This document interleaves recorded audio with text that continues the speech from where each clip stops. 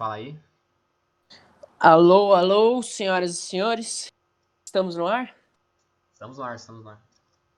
Então, meus queridos e minhas queridas, sejam muitíssimos bem-vindos ao grande piloto dos podcasts do Abacate Ameríndio. Eu, Kenny ou Mr. Cardoso, vocês fiquem à vontade para me chamar como quiserem. Estou junto com meu amigo Vitor, por favor, apresente-se.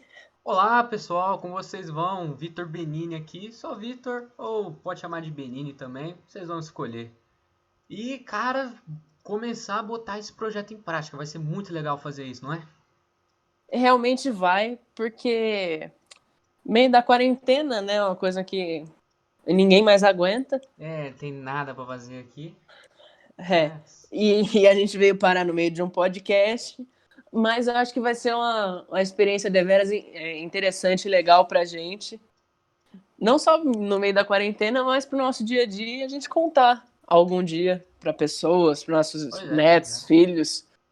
Bom, hoje, reunido eu e ele, a gente vai falar de um assunto, por muitos pode ser tido como trivial, por muitos pode ser tido como uma coisa profunda e muito importante, e vai ser um jogo que todos escolhemos que seria esse, conhecido como The Last of Us. Bom, Por é isso favor, aí, Vitor. a gente vai falar um pouco aqui sobre o The Last of Us, né? Esse jogo que ele tem um jogo, obviamente, e ele ia ganhar a sua continuação agora em maio, mas realmente devido ao coronavírus ele foi adiado, né?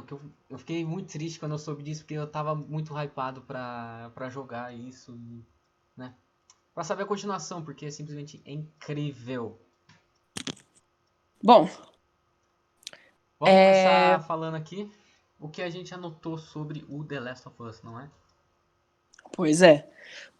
Pode Por começar. favor, Vitor, você Eu começo? comece. Eu Dê começo? as honras, por favor.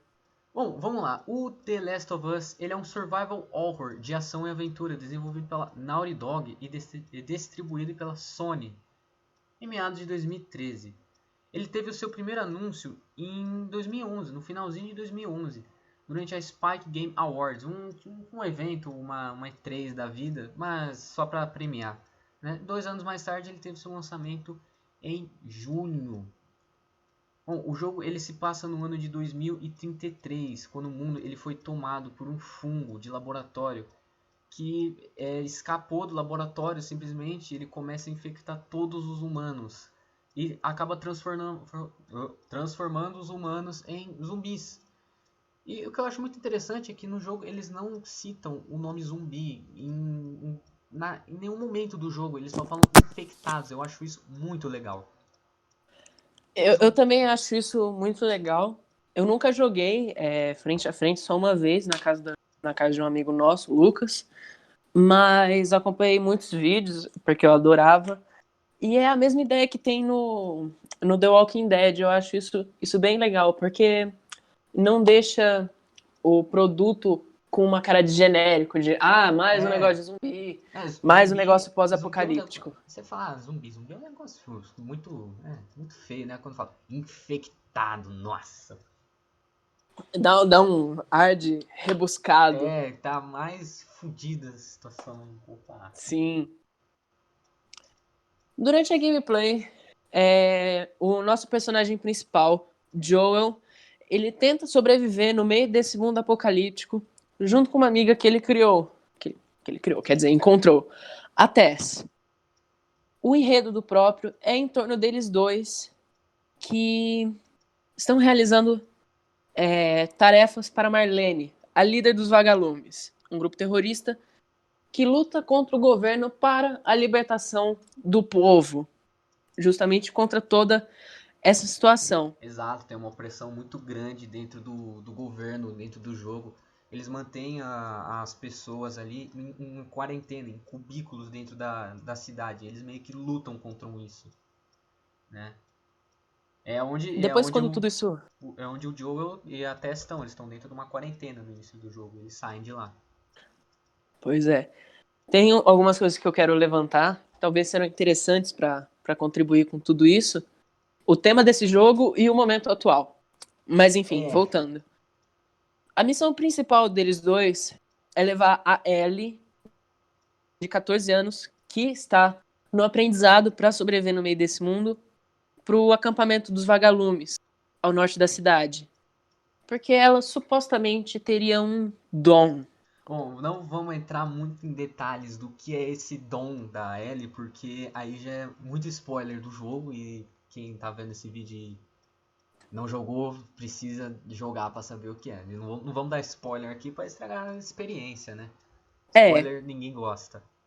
E mesmo que muitos não tenham oportunidade de jogar, assistam.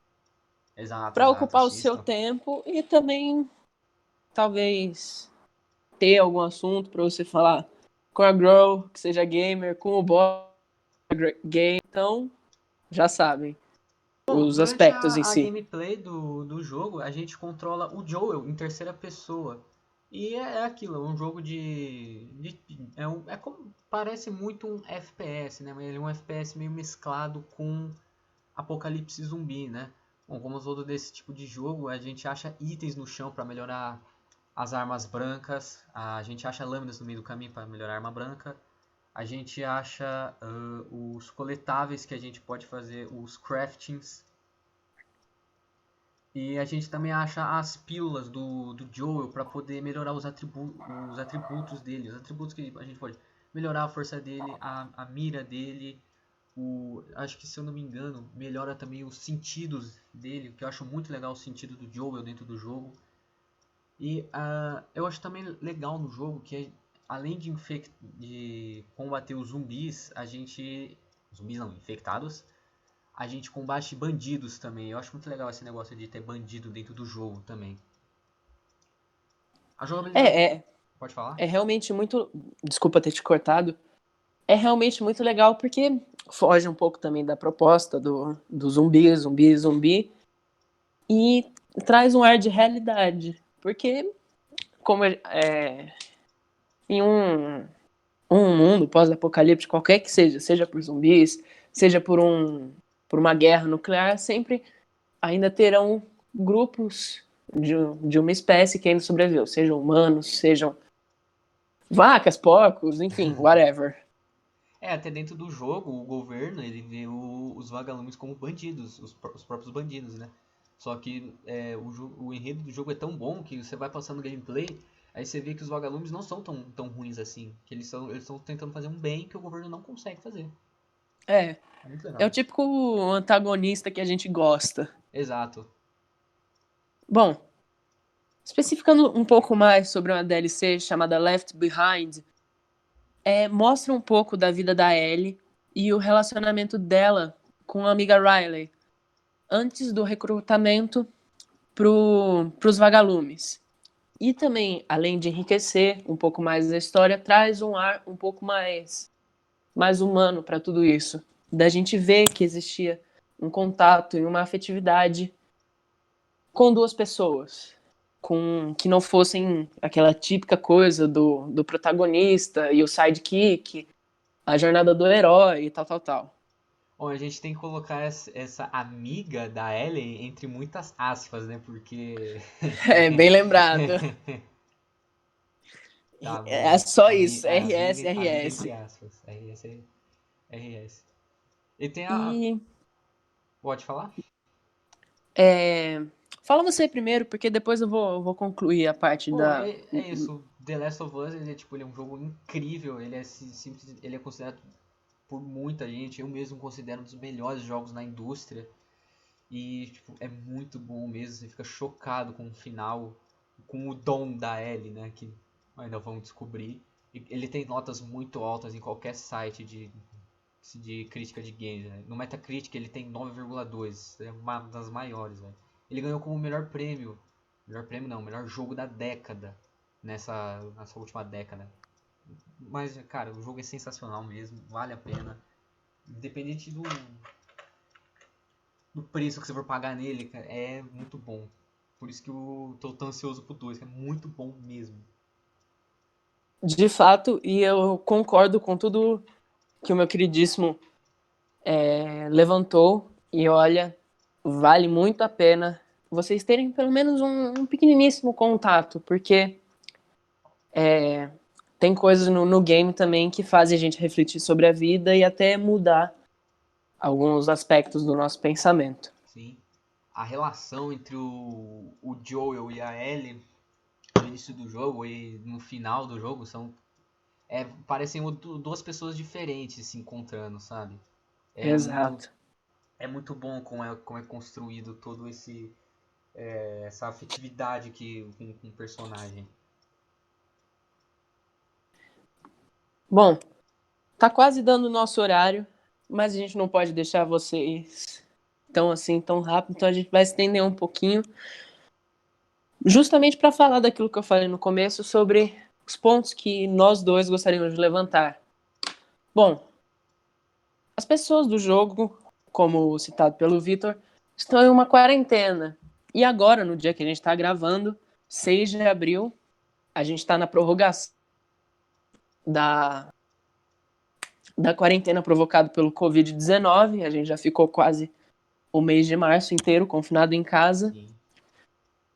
E nem sei por onde começar. Mas, bom.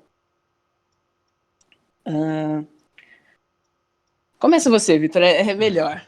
Porque às vezes eu fico embananado com tanto pensamento. Eu acho legal a relação do jogo, a relação que a gente pode fazer do que está acontecendo hoje em dia com o jogo, né? Porque quando estoura a pandemia no jogo, as pessoas elas simplesmente começam a ficar desesperadas. No início do jogo você vê pessoas correndo na rua, que nem o Joel e o irmão dele, o Tommy, eles estão de carro. E assim, eles estão indo numa direção e vem uma multidão correndo contra o carro deles e eles quase atropelam muitas pessoas. Você vê o pânico nas pessoas e você vê também o pânico que está acontecendo hoje em dia, que você vê em supermercados, as pessoas simplesmente enchendo seus carrinhos e comprando as coisas que eles não vão precisar, estocando comida. É um negócio simplesmente assustador. Você vê que uma coisa que está acontecendo no videogame, ela está virando realidade, né? E é uma crítica, né? Uma crítica muito legal isso. Com o ser humano é desesperado por ele mesmo, ele não pensa no próximo. Exato. É uma coisa muito interessante esse assunto, que eu até estava discutindo com um amigo meu e o meu psicólogo sobre isso, da ameaça do perigo, e o ser humano, ele acorda o lado animal dele quando ele percebe isso. Em relação ao pânico que existiu, não foi como no jogo, porque no jogo temos apenas zumbis, quer dizer, infectados, que estão contra a gente, que querem pegar a gente, e agora no momento é um vírus. Mas aqui no Brasil aconteceu muito do pânico real. Grandes capitais, principalmente, tiveram diversos mercados vazios, diversos hospitais lotados, onde não tinha possibilidade das pessoas se consultarem para saber se estavam com Covid-19, porque apresentavam sintomas ou estavam com medo, ou pessoas que até mesmo quebraram o braço ou qualquer coisa, uma coisa corriqueira, entre aspas, não tinha oportunidade, porque estava lotado de gente desesperada. E isso se deu principalmente por causa de diversas informações que chegaram até a gente. As informações que temos foi que o Covid-19 aparentemente foi oficializado na quarta-feira de cinzas, a quarta-feira após o carnaval, mas já tínhamos conhecimento disso na China desde metade de janeiro, por aí. E logo no começo disso foi quando deu esse primeiro caso, principalmente aqui em São Paulo, não tinha outra coisa que se falasse. E foi completamente absurdo isso. Eu, no momento, estou morando em São Paulo. Eu sou do interior de São Paulo, então o meu R... São os meus queridíssimos... O meu R é assim, mas interior... Interior, porteiros, meus queridíssimos caipirinhas. Não, caipira é diferente. Respeita. É verdade. Tem a diferença. E aqui era uma coisa que, quando eu contei para algumas pessoas, o pessoal não acreditava. Porque aí no interior tava completamente de boa. A E gente tava aqui, fazendo piadinha, a gente tava um pouco se ferrando, tá ligado?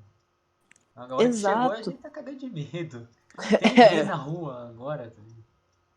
Rua do comércio vazia. Nossa, isso era uma coisa que eu queria muito ver com os meus próprios olhos, porque eu Rua. morava ali do lado, né? É. E com esse comentário que eu fiz das informações, apesar que tudo já tenha meio que um plano e as coisas tenham uma perspectiva otimista a partir de agora, tomem cuidado com as informações vindas em relação ao corona e outros assuntos gerais. Bom, vamos encerrar por aqui, porque já tá dando 16 minutos de gravação. Vamos